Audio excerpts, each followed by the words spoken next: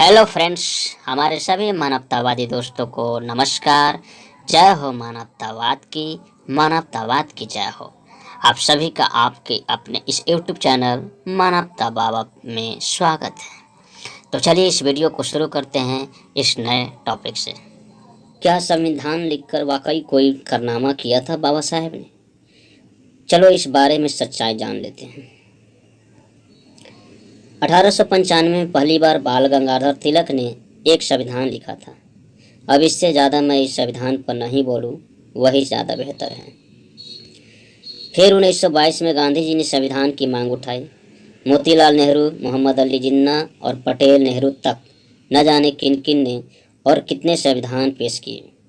ये लोग आपस में ही एक व्यक्ति प्रारूप बनाता तो दूसरा फाड़ देता, दूसरा बनाता तो तीसरा फाड़ देता, और इस तरह 50 वर्षों में कोई भी व्यक्ति भारत का एक संविधान का प्रारूप ब्रिटिश सरकार के समक्ष पेश नहीं कर सके। उससे भी मजे की बात कि संविधान न अंग्रेजों को बनाने दिया और न खुद बना सके। अंग्रेजों पर यह आरोप लगाते कि तुम संविधान बनाओगे तो उसे हम आज़ादी के नज़रिए से स्वीकार कैसे करेंगे। बात भी सत्य थी, लेकिन भारत के किसी भी व्यक्ति को यह मालूम नहीं था कि इतने बड़े देश का संविधान कैसा होगा और उसमें क्या क्या चीज़ें होंगी, लोकतंत्र कैसा होगा, कार्यपालिका कैसी होगी, विधायिका व न्यायपालिका कैसी होगी, समाज को क्या अधिकार, कर्तव्य और हक होंगे, आदि आदि। अंग्रेज भारत छोड़ने का ऐलान कर चुके थे, लेकिन वो इस शर्त पर कि उससे पहले आप भारत के लोग अपना संविधान बना लें, जिससे आपके भविष्य के लिए जो सपने हैं उन पर आप काम कर सको। इसके बावजूद भी कई बैठकों का दौर हुआ, लेकिन कोई भी भारतीय संविधान की वास्तविक रूपरेखा तक तय नहीं कर सका। यह नौटंकियों का दौर खत्म नहीं हो रहा था। साइमन कमीशन जब भारत आने की तैयारी में था, उससे पहले ही भारत के सचिव लॉर्ड वाकर हेड ने भारतीय नेताओं को चुनौती भरे स्वर में भारत के सभी नेताओं, राजाओं और प्रतिनिधियों से कहा कि इतने बड़े देश में यदि कोई भी व्यक्ति संविधान का मसौदा पेश नहीं करता तो यह दुर्भाग्य की बात है। यदि तुम्हें ब्रिटिश सरकार की या किसी भी सलाहकार अथवा जानकार की ज़रूरत है तो हम तुम्हारी मदद करने को तैयार हैं, और संविधान तुम्हारी इच्छाओं और जनता की आशाओं के अनुरूप हो। फिर भी यदि तुम कोई भी भारतीय किसी भी तरह का संवैधानिक मसौदा पेश करते हो, हम उस संविधान को बिना किसी बहस के स्वीकार कर लेंगे। मगर यदि तुमने संविधान का मसौदा पेश नहीं किया तो संविधान हम बनाएंगे और उसे सभी को स्वीकार करना होगा।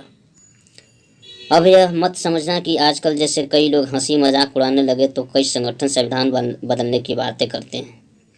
वह दौर अलग था। लोग सड़कों पर भी अंग्रेजों के हुक्म से चलते थे, और यदि अंग्रेज हमारे देश के संविधान को लिखते तो हम आज़ादी के बाद उसे संशोधित या बदलने की सोचते। तो पहले आपको यह समझना आवश्यक है कि जब भी किसी देश का संविधान लागू होता है तो वह संविधान उस देश का ही नहीं, मानव अधिकार और संयुक्त राष्ट्र तथा विश्व समुदाय के समक्ष एक दस्तावेज के रूप में होता है, जो देश का प्रतिनिधित्व और जनमानस के अधिकारों का संरक्षण करता है।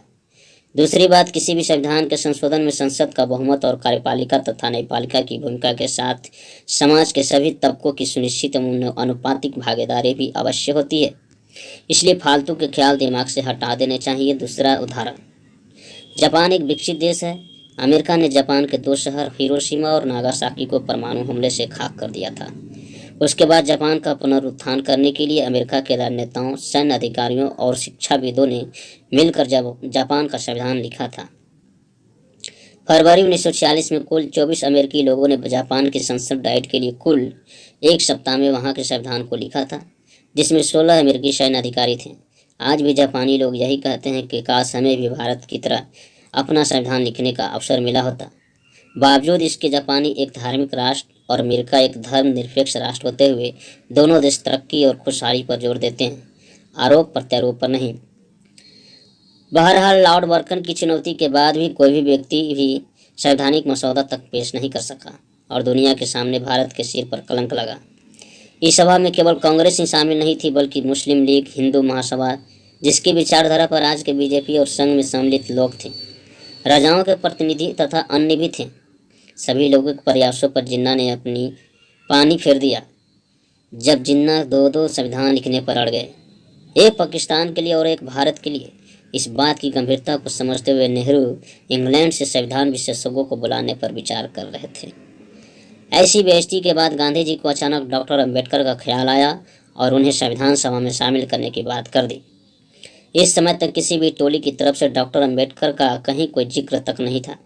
सरदार पटेल ने यहाँ तक कहा था कि डॉक्टर अंबेडकर के लिए दरवाजे तो क्या, हमने खिड़कियाँ भी बंद की हुई है। अब देखते हैं वो कैसे संविधान समिति में शामिल होते हैं। हालांकि संविधान के प्रति समर्पण को देखते हुए पटेल ने बाबा साहब को सबसे अच्छी फसल देने वाला बीज कहा था, लेकिन पहले संविधान सभा में शामिल न होने के लिए कई किस्से उपलब्ध हैं, जिसमें चुनाव हरवाना हो या जहां से चुनाव जीते वह हिस्सा पाकिस्तान को दे देना हो। कई सदस्य, कई समितियां, कई संशोधन, कई सुझाव और कई देशों के विचारों के बाद पृथक पाकिस्तान की घोषणा के बाद पहली बार 9 दिसंबर 1946 से भारतीय संविधान पर जमकर कार्य हुए। इस तरह डॉक्टर अंबेडकर ने मसौदा तैयार करके दुनिया को चौंकाया। आज वो लोग संविधान बदलने की बात करते हैं जिनके पूर्वजों ने जग हंसाई करवाई थी। उस दौर में विश्व के अध्ययन को कॉपी पेस्ट कहते हैं। मसौदा तैयार करने के पश्चात आगे इसे अमली जामा पहनाने पर कार्य हुआ, जिसमें भी खूब नौटंकियां हुई।